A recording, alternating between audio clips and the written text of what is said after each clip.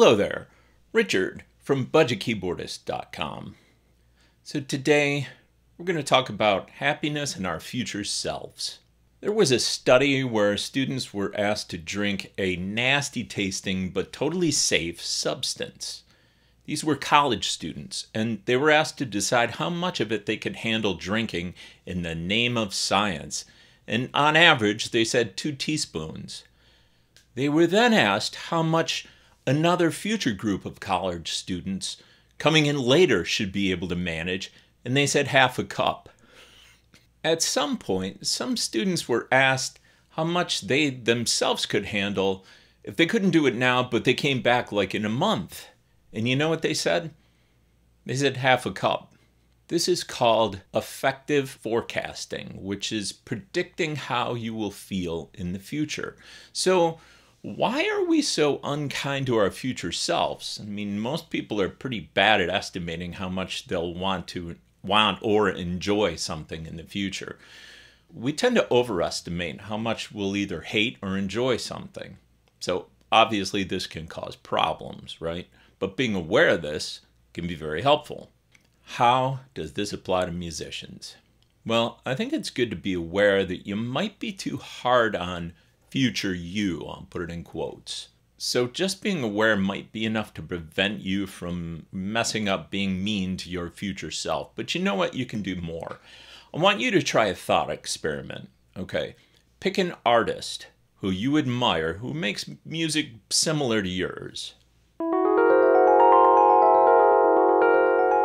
Okay, now imagine their management company calls you and they say that this artist has heard about you and they want to come to your studio and make a video using your gear to compose and record a song.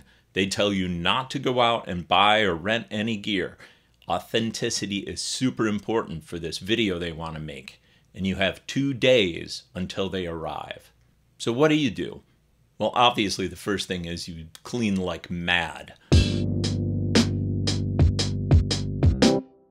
But then after that, you're going to want to set up your studio for speed, right? A vocal mic should be plugged in and ready to go. Generic DAW template should be loaded up. That'd be a good idea. Everything should be totally patched in. Anything that would slow down the creative process should be removed. You should have some bottled water ready. You should have a do not disturb sign put up on your studio door. So in walks the artist, and after a nervous introduction, a few jokes, you start to work with them. They're surprised at how efficient your setup is, how everything's ready to go.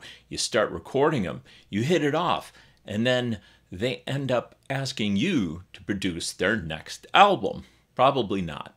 But why not treat yourself like that famous artist? I mean, why not leave your studio set up for you to jump right in and start composing? Instead of saying, future you won't mind having to set up the mic and set things up from scratch and repatch everything every single time.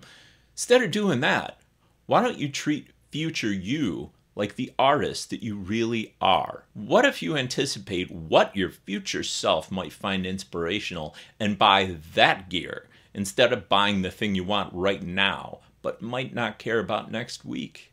And while we're at it, instead of spending that $50 Amazon gift card right now, what if you set it aside so that future you could use it? Future you would really appreciate that. What feels better? Buying $39 worth of cables or saving up and buying an Arturia Mini Brute 2? Come on now. Doesn't it feel great to get that piece of gear you saved up for? I leave you with this thought.